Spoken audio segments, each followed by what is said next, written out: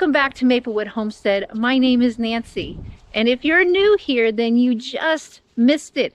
2 weeks ago, we asked our viewers to come up with some creative names for our new baby goats.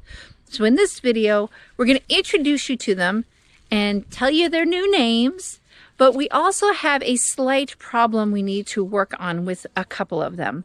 So we'll address that.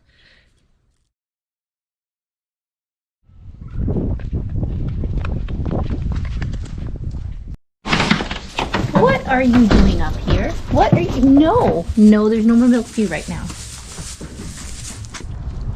We want to give a big thanks to everyone who submitted names for our babies. It was a hard decision, but we want to give a special shout out to our viewer and fellow content creator, Joyful Farmer, for her amazing name ideas.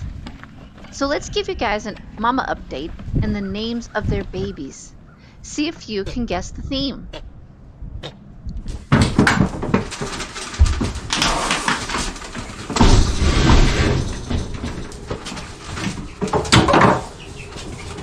These babies are drinking so much milk that she's pretty much empty. So I'm not even going to bother trying to milk her this morning.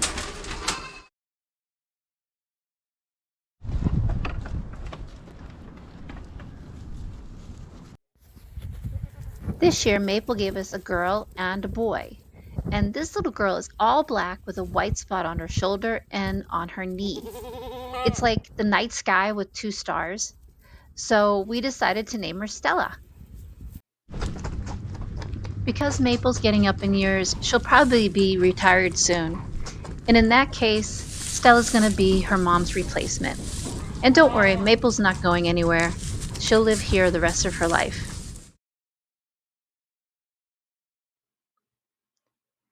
Here's Maple's little boy. And he's not part of the naming contest because he'd already been spoken for by the time we were looking for names, and his new owner already named him. His name is Vincent Van Goat, and I thought that was really clever because he has like little to no ears. So right now, Vincent Van Goat will be staying on our farm till sometime mid-May. At that point, he'll be going home with my friend Danielle and her husband Brandon and their little girl Colby. Hi Colby, are you excited? We really do our best to find good homes for our little goats. And I know without a doubt that this little guy is going to be spoiled. Unfortunately, I noticed that Vincent Van Goat has a small scur. I'll tell you more about what that is later, but for now, just know it's something that we're going to have to take care of. Okay, turn around. Come on. I got some for you.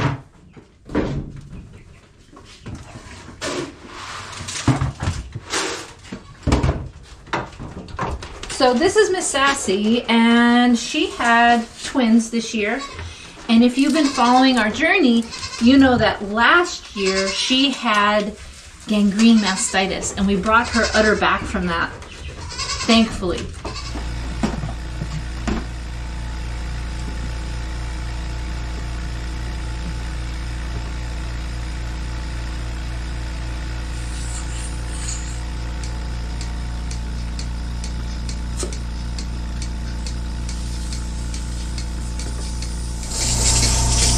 As you can see, her udder, you cannot tell that anything was wrong. She has not had a problem producing milk at all.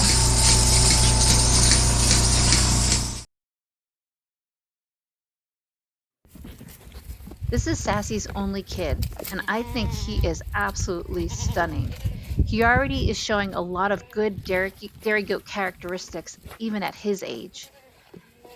We decided to call him Orion. Unfortunately, he too has a scur. Because he possibly could be a show goat, he cannot have horns or even big scurs. Therefore, we'll have to do a second disbudding or hornbirding on both he and Vincent. We have never had to do this before. All right, come on, turn around. You know, family. Come on. No. There you go. Oh, you smell like wild garlic. Yep, it's that time of year they've been out eating the wild garlic. Yeah. So those that have been following, if you remember last year, Finley had a miscarriage. And this year she gave me twins. And they have kept her pretty dry. I mean, they just suck all the milk out of her. So I am going to put the machine on to keep her used to the machine.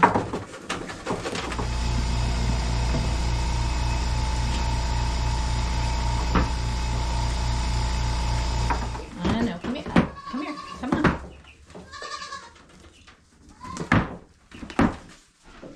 Are you ready, Finley? Want a cookie? Wait. You get your head out, silly. All right, now you can come get your cookie. Come on. Come on. Come get your cookie. Come on, girlie.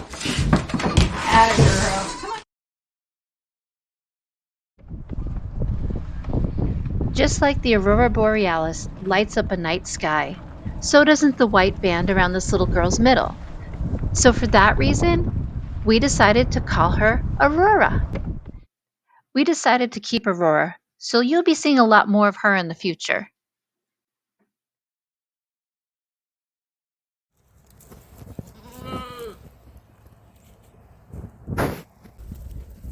Next up is Finley's boy. And since he's really the only white and bright goat out of all of the babies, we decided to call him Apollo. And in Greek mythology, Apollo is the god of sunlight, so he's a little ray of sunshine among all these darker babies. Although he's really cute, all of the bucklings will have to find new homes. But for now, he's our little Apollo.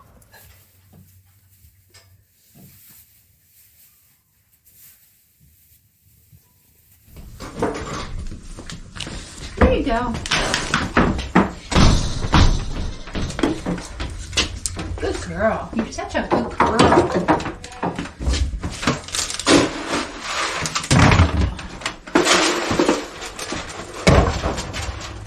All right.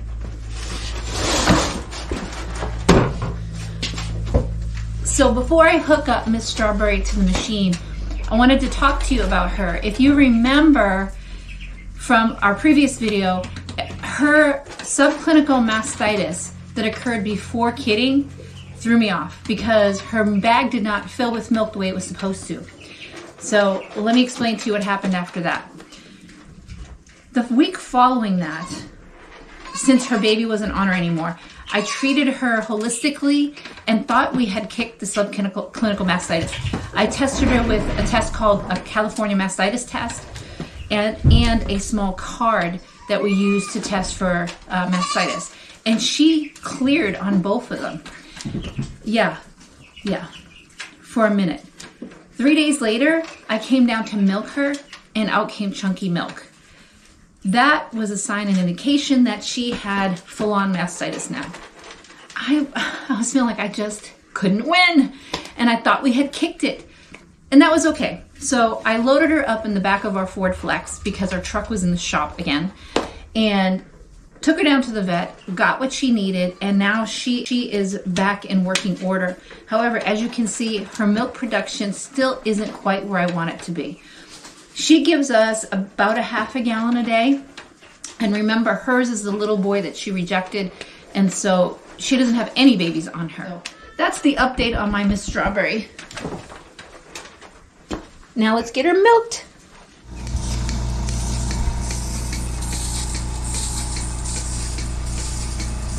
Such a good girl. Come on.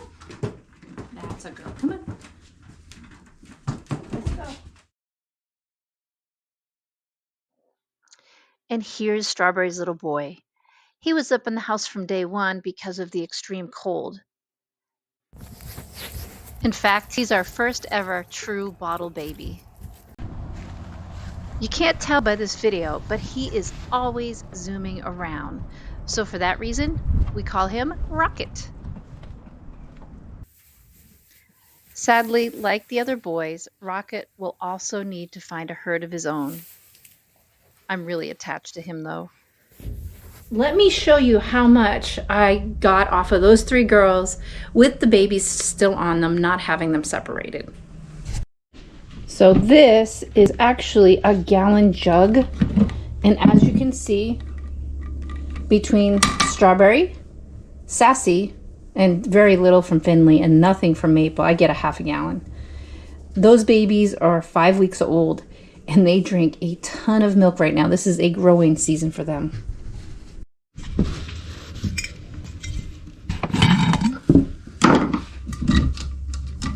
The great thing about the Simple Pulse is there is a filter underneath this blue top. So as the milk goes in, it naturally filters it. So all I have to do is pour it into the jar. Oh, a little bit more than a half gallon. Look at that. So all I have to do is pour it into the jar and put it in the fridge, and we've got fresh, raw milk. So beautiful. So beautiful. Now I have to round up Orion and Vincent. We have to go through the process of disbudding again. Not fun, but necessary. In actuality, the topic of disbudding is a hot button topic in the goat community. There are some that believe that you shouldn't take a goat's horns off because it helps them dissipate heat in the hot summer months. But for us, we have American Dairy Goat Association registered and recorded grade goats. The rules and regulations are that they cannot have horns in order for them to be shown. So we've always had goats with no horns. And honestly, David and I have discussed it. We don't want, the way our fencing is, if we had goats that had horns, they would get stuck in our fence, and we've seen and heard of people who have lost goats that way because you don't make it out in time to see that. So the other thing, I don't know if you can hear it, but Maple's charging Sassy, and so that's the other thing. I don't want the goats to hurt each other. They can be kind of jerks to each other at times, especially Maple when she's hormonal. So yeah, that's why we disbud. Typically, you should disbud within the first 7 days. These two little guys were one of the first to be born, and therefore I think we've disbudded Sassy's boy when he was 8 days old and Maple's boy when he was a week old. So I have learned my lesson to always disbud the little bucklings by no more than 4 days old. That's my own personal conviction from this. So this is a little different. Yeah. Very much bigger than they were 4 weeks ago. So Yep. let me show you. Oh, yeah. I didn't realize. So I'm hoping this will help him, but only time will tell. So, all right, I'm not going to show you us doing it, but I'm going to show you afterwards how fast he adapts. I know, we're going to sit you back to your mom in a minute. Disbudding is taking a special iron and cauterizing their horn buds so that their horns don't grow. It usually is only done once. However, buckling horn buds are super stubborn. The bucklings also engage headbutting a lot more than the doelings. Because of this can stimulate scur growth. This is the first time we've ever had to do it a second time, and hopefully the last. As you can see, this is the guys about 10 to 15 minutes after their second disbudding. You looking for your mom? Come on, let's go get her. Come on, she's over here. She's in the barn. Come on. Come on. Come on, baby.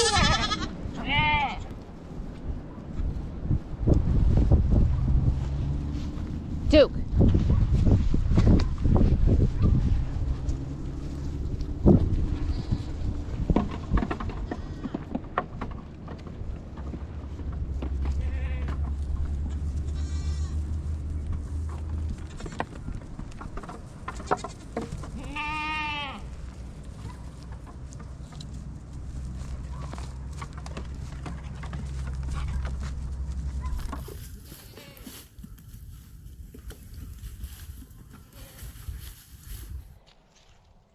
Yeah, Finley I disbudded and Sassy I disbudded, and things turned out just fine. So I think those two little guys will turn out okay in the end, but that was tough. I've never ever had to do it twice like that, and my plan is never to have to do it again. But you never know. Sometimes the best intentions aren't enough. In any case, at least you got to learn the name of all 6 of our new baby goats, and thank you to everyone who participated. And I look forward to seeing you all next time here at Maplewood Homestead. Until next time, see you later.